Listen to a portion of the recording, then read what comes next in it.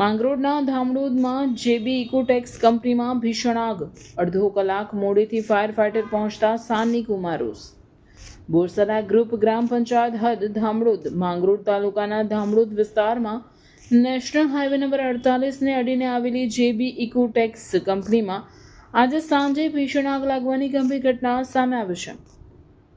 આગ એટલી વિકરાળ હતી કે તેની જ્વાળાઓ અને ધુમાડા દૂર દૂર સુધી દેખાઈ રહ્યા હતા, જેના પગલે આસપાસના ઔદ્યોગિક અને રહેણાંક વિસ્તારમાં ભારે ગભરાટનો માહોલ ફેલાયો હતો.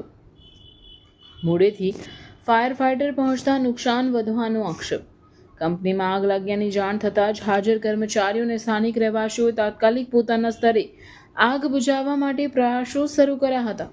જો કે કાપડ કે અન્ય જ્વલનશીલ વસ્તુઓમાં આગે ગણતરીની મિનિટોમાં જ વિકરાળ સ્વરૂપ ધારણ કરી લેતા તેમના પ્રયાસો નિષ્ફળ નીવડ્યા હતા.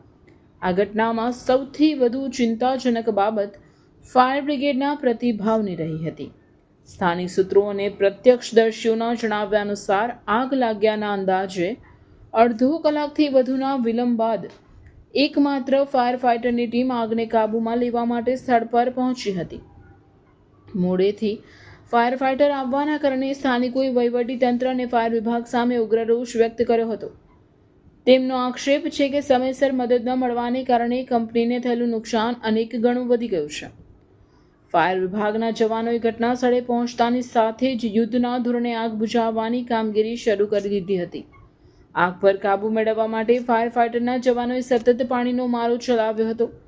લાંબી જહેમત બાદ આગને કાબૂમાં લેવાના પ્રયાસો ચાલી રહ્યા છે. આગ લાગવાનું ચોક્કસ કારણ હજુ સુધી સ્પષ્ટ થઈ શક્યું નથી. પ્રાથમિક તપાસમાં શોર્ટ સર્કિટ કે અન્ય કોઈ ટેકનિકલ ખામીને લીધે આગ લાગી હોવાની શક્યતા વ્યક્ત થઈ રહી છે. આ ભીષણ આગને કારણે કંપનીમાં રાખેલ કાચો માલ, રો મટીરિયલ અને તૈયાર માલ અને મશીનરીને વ્યાપક નુકસાન પહોંચ્યું હોવાનો પ્રાથમિક અંદાજ છે. કંપનીના માલિકો દ્વારા નુકસાનનો સર્વે હાથ ધરાયા બાદ જ ચોક્કસ આંકડો જાણી શકાશે. જો કે સદભાગ્યે સમયસર કર્મચારીઓને બહાર કાઢી લેવાતા ઘટનામાં કોઈ જાનહાનિ કે ઈજાના સમાચાર પ્રાપ્ત થયા નથી.